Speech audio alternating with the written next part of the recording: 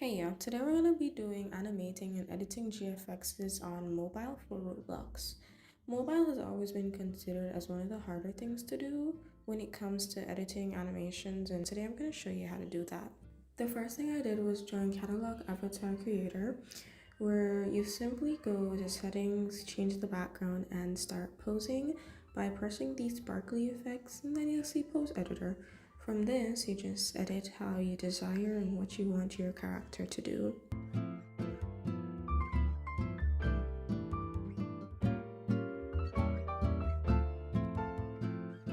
After that, I took a screenshot and went to a background eraser where I erased all the parts that I did not want, which I then later brought the image into Ibis Paint where I added glow effects, and later onto Canva where you edit it however you want it to be.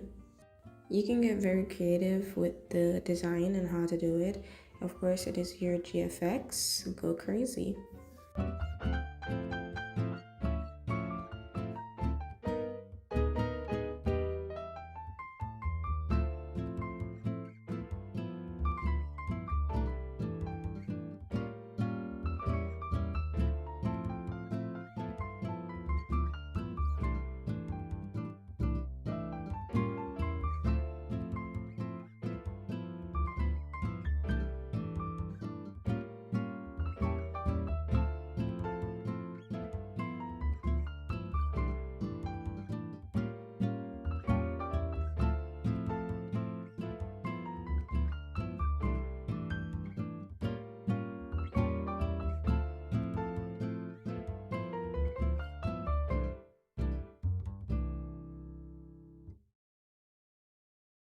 For me, when creating GFXs, it's all in the layering. Like, some things will look great on top of your avatar, some will look better underneath, and it just gives your GFX dimension. So it's all about layering.